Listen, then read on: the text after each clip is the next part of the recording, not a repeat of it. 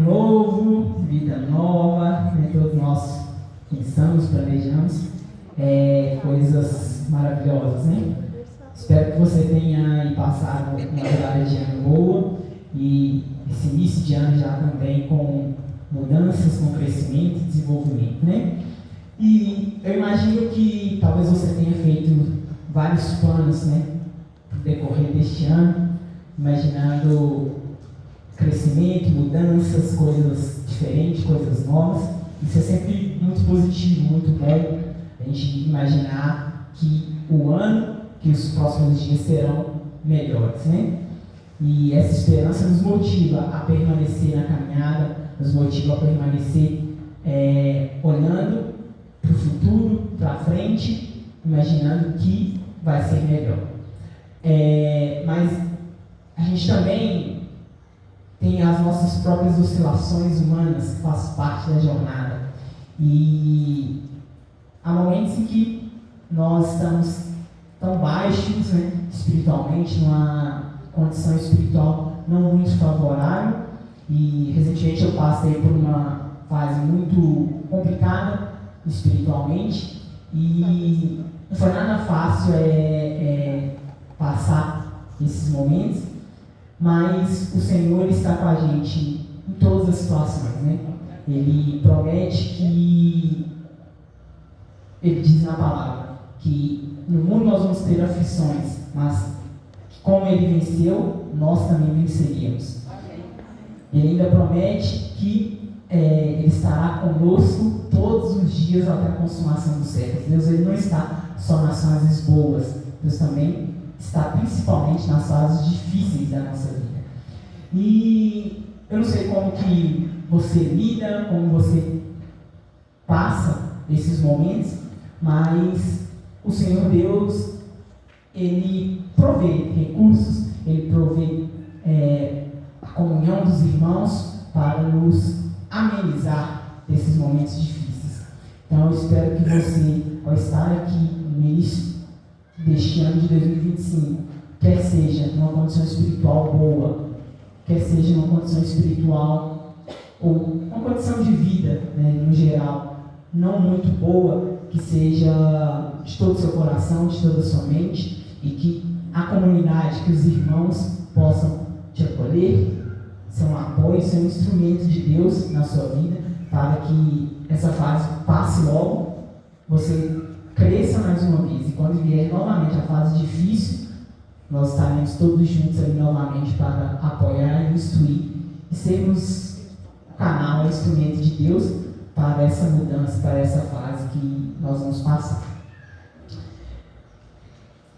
Eu tenho lido, talvez você tenha ouvido também muito, a respeito de um tema chamado propósito, né? Muitos têm falado hoje em dia a respeito dessa palavra ao decorrer de um bom tempo, né? E viver de propósito é o que muitas pessoas planejam, querem, né? Às vezes não tem muita clareza do que é viver de propósito, viver uma vida exatamente como a palavra descreve, né? De propósito. Mas eu tenho lido esse livro aqui do pastor Victor BJ, diz Viva de Propósito, e através dele eu vou fazer a introdução da nossa mensagem hoje, porque o que o Senhor vai trazer no nosso coração e na nossa mente hoje é o que Ele sempre fez desde a criação do mundo. Ele criou Adão e Eva para viver uma vida de acordo com a vontade dele, viver uma vida que estivesse estabelecida, instruída nas orientações divinas. Então, o fato de você chegar até hoje, até os dias de hoje, tem um propósito, tem um objetivo que o Senhor Deus conhece.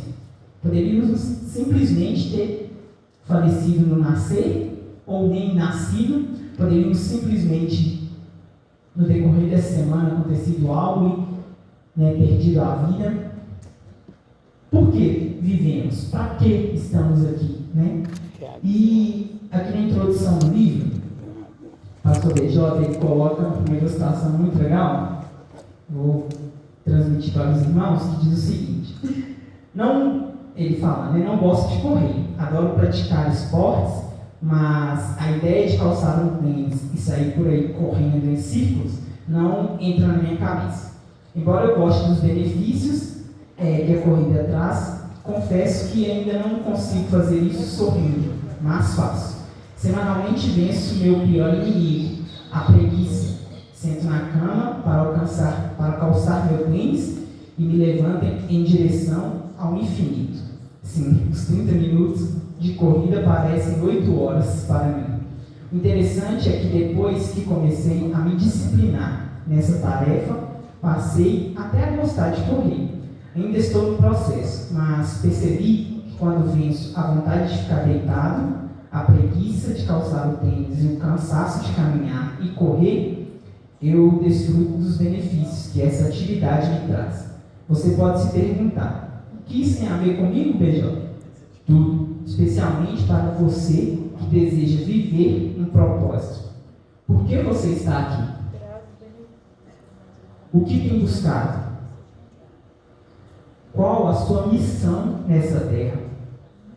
Como você tem se portado diante da vida e das missões que o Criador traçou para o seu caminho? Será que você tem obedecido e levado uma vida repleta de bênçãos para o mundo?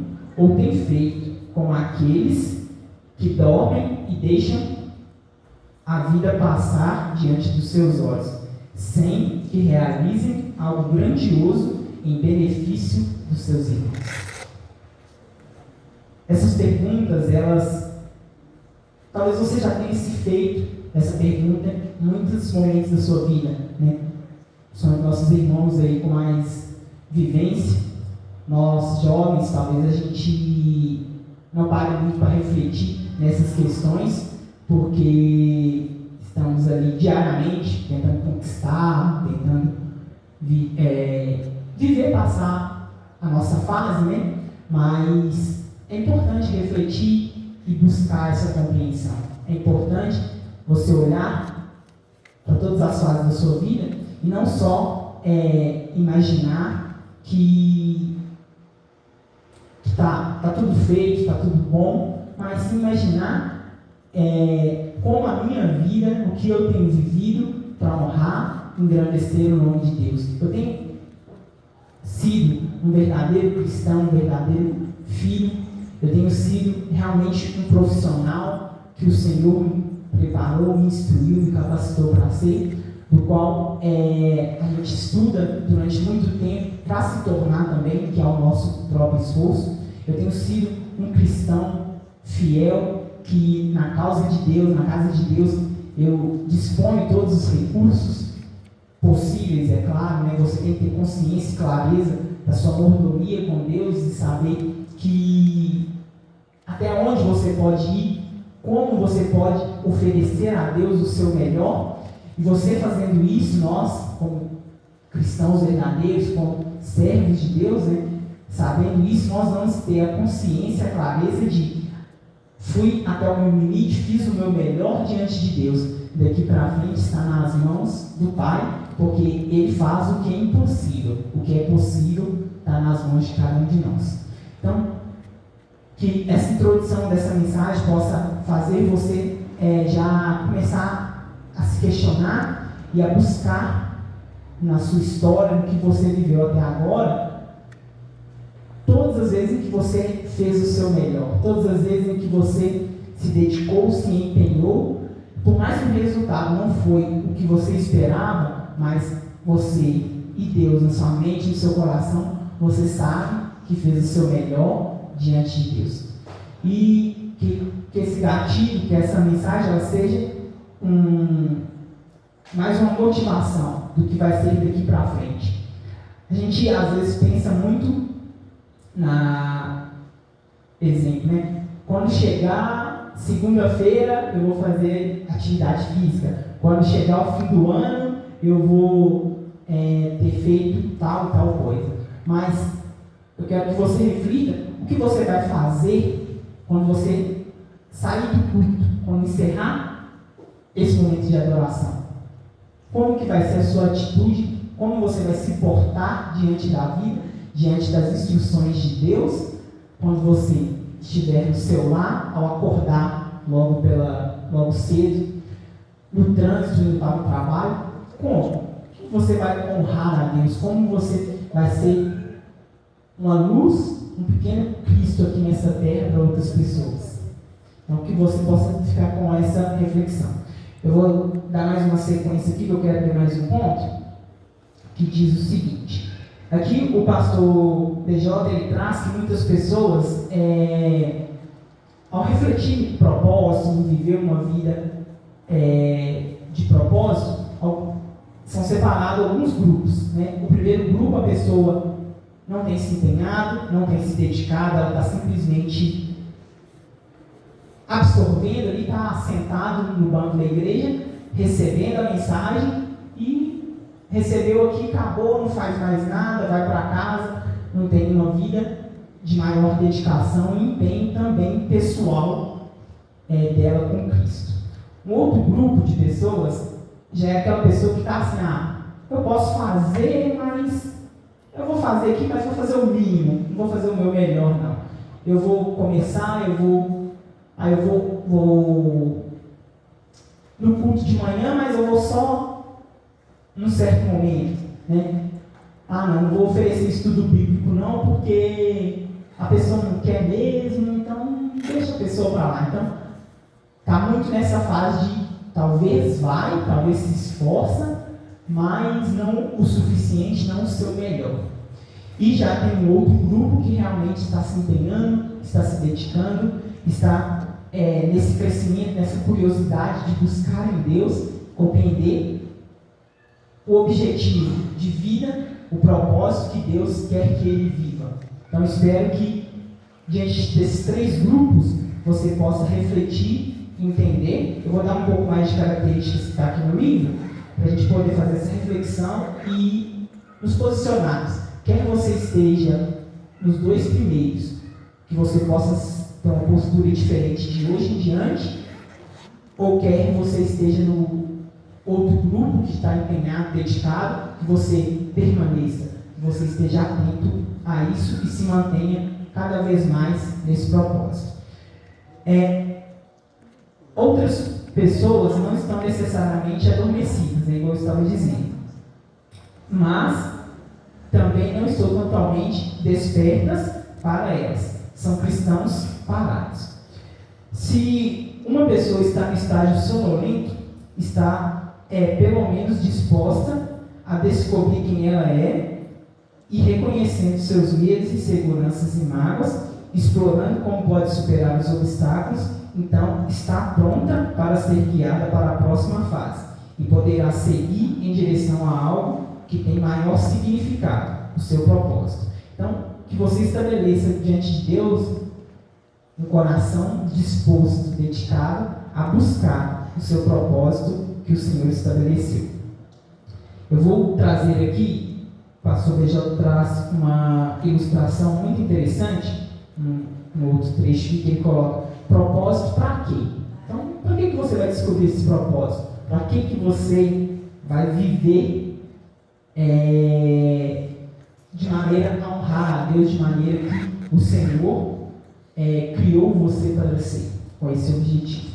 A ilustração que o pastor traz aqui é a seguinte: Alfred Nobel, criador da dinamite, posteriormente do famoso prêmio Nobel, no ano de 1888, Alfred Nobel estava sentado em seu sofá lendo um jornal, como era de costume. Se deparou com seu próprio obituário. Alfred Nobel foi um grande desenvolvedor de armas e possui mais de 100 fábricas de armamentos. Em seu obituário estava escrito: o mercador da morte está morto. Curioso é que a redação daquele jornal havia se equivocado, pois quem morreu naquele dia foi o irmão de Alfred. Mas o redator trocou os nomes, causando uma grande confusão. O título da reportagem era O Rei da Dinamite, o Fabricante de Armas. A matéria dizia que, graças às criações e empresas de armamento de Alfred Nobel, muitas pessoas haviam perdido sua vida. Graças a ele, milhares de pessoas foram assassinadas. O homem que havia enriquecido desenvolvendo novas maneiras de mutilar e matar, agora estava morto. Só para constar, Nobel foi o inventor da nitroglicerina, das cápsulas explosivas, da dinamite e entre outras 355 patentes, a maioria usadas para matar. Essas palavras causaram espanto em Alfred, que percebeu quão negativa era a imagem que vinha criando a seu respeito. Não era assim que ele queria ser lembrado. Este erro de impressão foi corrigido, mas marcas profundas ficaram em Alfred. Naquele momento ele percebeu que teria que fazer algo para mudar a sua história. Ter a visão da sua morte fez com que ele desejasse mudar a vida que havia levado até ali. De acordo com o biógrafo Ken Fante, Nobel ficou tão obcecado com sua reputação póstuma que reescreveu seu último testamento, deixando a maior parte da sua fortuna a uma causa sobre a qual nenhum futuro redator de obituários seria capaz de lançar calúnias. A partir desse dia, Alfred iniciou uma grande transformação que mudaria a descrição do seu obituário para sempre. Ele passou a doar parte da sua fortuna para projetos de grande relevância para o mundo. Ele deixou 94% da sua herança a fim de que um prêmio fosse criado para homenagear e premiar pessoas que realizassem grandes ações em benefício da humanidade. Essas premiações seriam destinadas às pessoas que tivessem oferecido maior benefício à humanidade através de descobertas na física, química, medicina e literatura. Com isso, Nobel ficou conhecido como um grande humanitário, o homem que criou o Prêmio Nobel, em que o mais famoso é o Prêmio Nobel da Paz. A verdade é que Alfred Nobel viu sua morte, mudou. A verdade é que, quando Alfred Nobel viu a sua morte, mudou a vida. E você, precisa ver a morte para mudar também? Muitas vezes, e atualmente, isso é cada vez mais comum, vivermos no piloto automático. Sequer temos tempo para uma reflexão acerca de nós mesmos. Quem somos? Qual é o nosso propósito? O que estamos fazendo com nossas próprias vidas? Muitas vezes, somos somente diante de um leito de hospital, com a morte à vista, é que as pessoas percebem que não tiveram uma vida relevante, que valeu a pena ser vivida. Você está satisfeito com a vida que tem levado? O que está faltando para o seu obituário? Para que o seu obituário seja digno de alguém que não viveu em vão. Infelizmente, a maioria de nós temos vivido como zumbis. Interessante a ilustração, mas eu gosto muito de pensar um pouco mais amplo.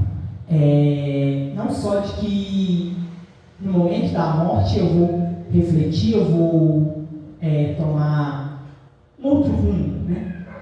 Eu gosto de propor para os irmãos imaginar que hoje, o que eu vou fazer diferente hoje, né? Como eu posso ser melhor de agora em diante? Porque pode ser que você morra daqui a alguns minutos, né? Indo para casa, pode ser todas as coisas, infelizmente, que nessa terra a maioria das coisas são imprevisíveis. Mas eu falo muito para Deus, né, que eu gostaria muito de viver até Ele voltar.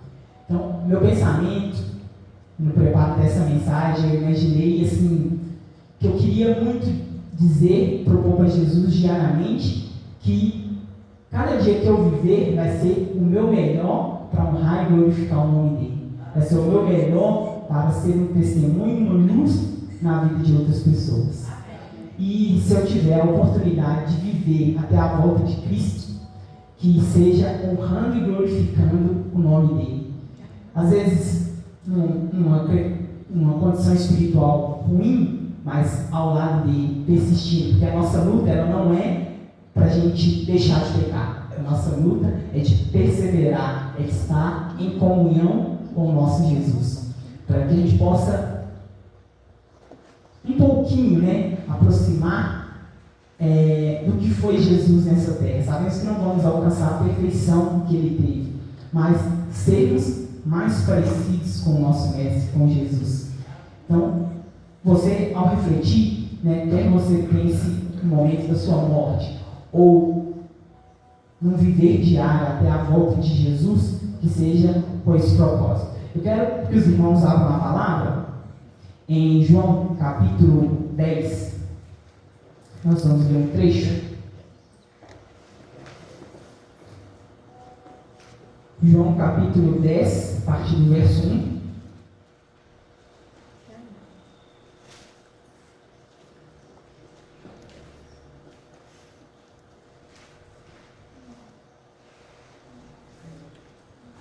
A partir do verso 1 diz o seguinte: em verdade vos digo, o que não entra pela porta no aprisco das ovelhas, mas sobe por outra parte, esse é o ladrão e salteador.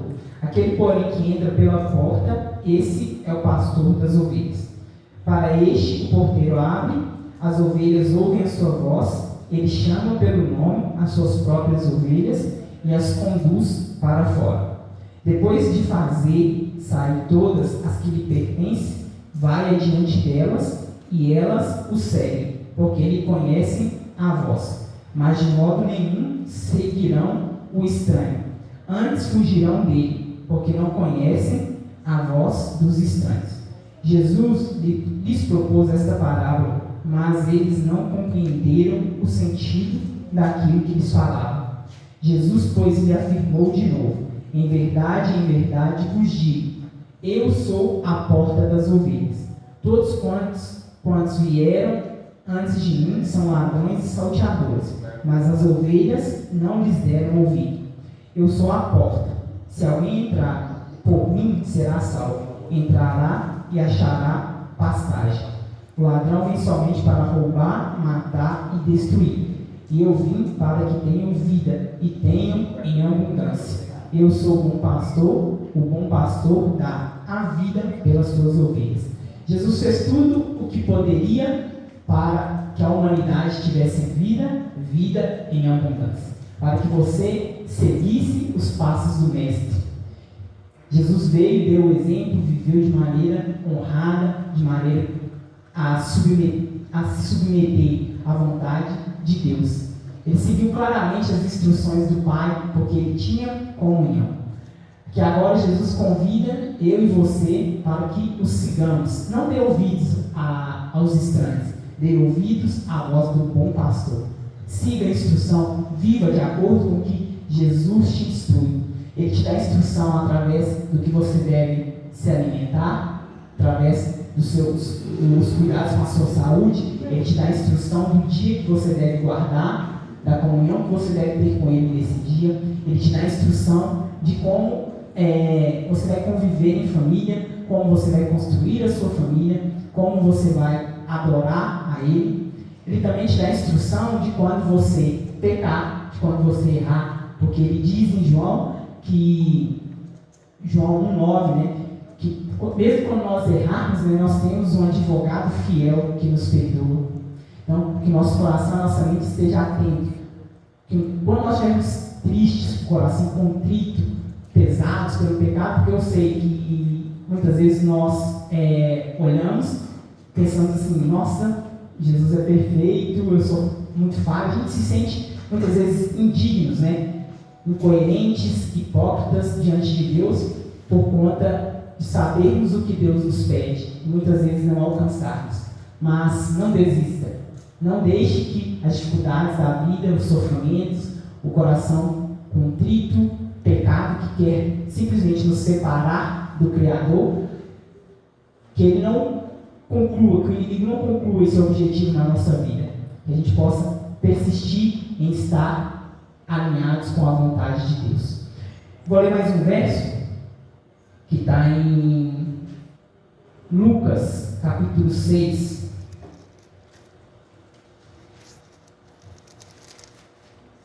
Lucas capítulo 6.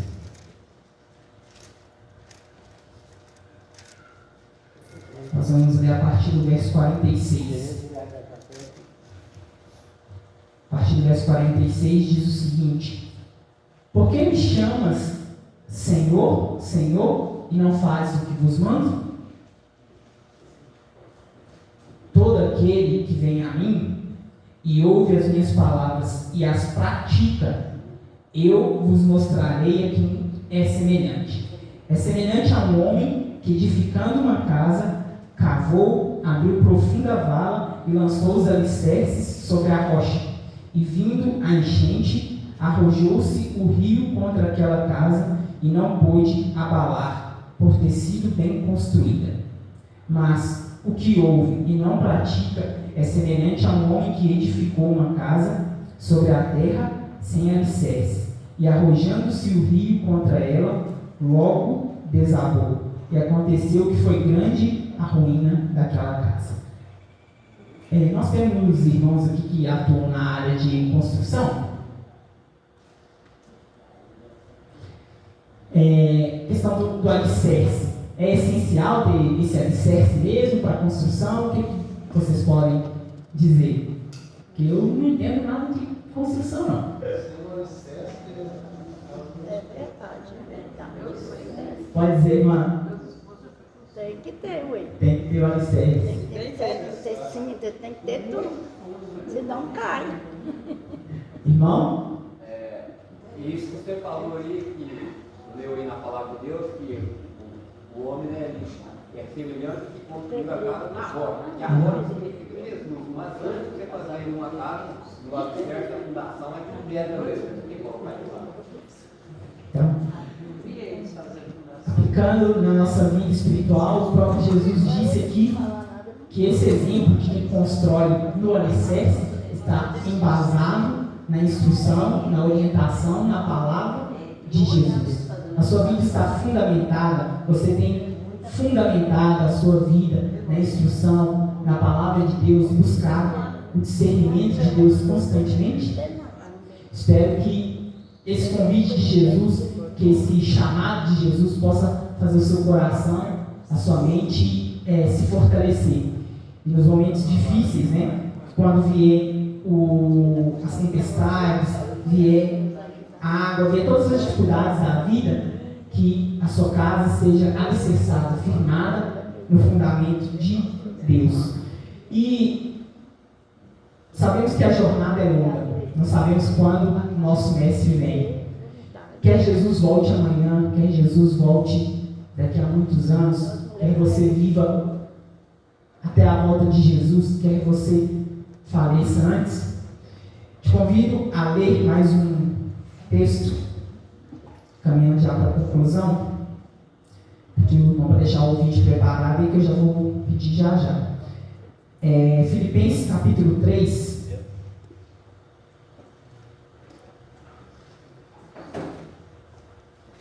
Filipenses capítulo 3, verso 12.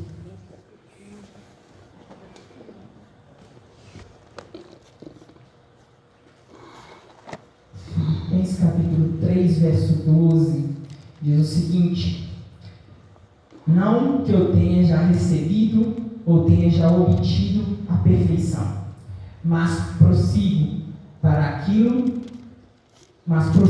para conquistar aquilo que também fui conquistado por Cristo Jesus. Irmãos, quanto a mim, não julgo havê-lo alcançado, mas uma coisa faço, esquecendo-me das coisas que para trás ficam e avançando para as que estão diante de mim, prossigo para o alvo, para o prêmio da soberana vocação de Deus em Cristo Jesus. A nossa jornada não é nada fácil. Jesus, ele sabe exatamente os nossos pontos falhos, ele sabe também das nossas forças, da nossa persistência, ele sabe o que você vai fazer daqui a pouco, mas quando ele nos convida a persistir, a perseverar, quando ele nos dá a liberdade da gente decidir e escolher constantemente, é porque é o seu amor nos permitindo uma transformação. Deus poderia muito bem, simplesmente, deixar o ser humano deixar de existir, o ser humano se acabar, e ele continuaria sendo Deus, independente de nós. Mas o amor dele é imensurável. Ele escolheu dar a vida dele para que você tivesse a oportunidade diária. Cada dia que você acorda, 24 horas, você tem a oportunidade de escolher Jesus e ser luz, ser um instrumento na vida de outras pessoas. Você tem essa oportunidade. Então, que você não abra mão, porque em algum momento você se sentiu indigno, você se sentiu sem o merecimento do amor de Deus, porque o amor dele é extraordinário, ele faz tudo para que eu e você tenha essa oportunidade de, mesmo falhando, errando, é a oportunidade de ser melhor hoje, ser melhor agora, a partir de cada momento da sua vida. Vou pedir que o irmão passe um vídeo, que ele vai fazer a conclusão final, e depois nós vamos dar sequência. Não que eu alcancei a perfeição de forma alguma, mas uma coisa eu faço, esquecendo das coisas que para trás ficam, avançando para as que estão diante de mim. Eu prossigo para o alvo para alcançar o prêmio da soberana vocação de Deus em Cristo Jesus. Eu quero contar a história de um homem que cresce, estuda, constitui família, e depois de estar tudo estabilizado, este homem resolve conhecer a vida. Abandona a esposa, os filhos. Após insultar a esposa, ser uma vergonha para os filhos, após falar para o pai que tinha vergonha dele, após insultar a mãe e seus conselhos, e dar as costas e deixar a mãe falando. Este homem um dia, pela vida, acorda à meia-noite, e ele vê um ser como um anjo, e ele pergunta: o que você está fazendo aqui no meu quarto? E esse ser responde: não, é você que está em outro lugar. Você morreu. Como assim? Como morri? Espera, como morri? Eu preciso falar com meu pai. Eu preciso falar com a minha mãe, os meus filhos, a minha filha, o meu filho.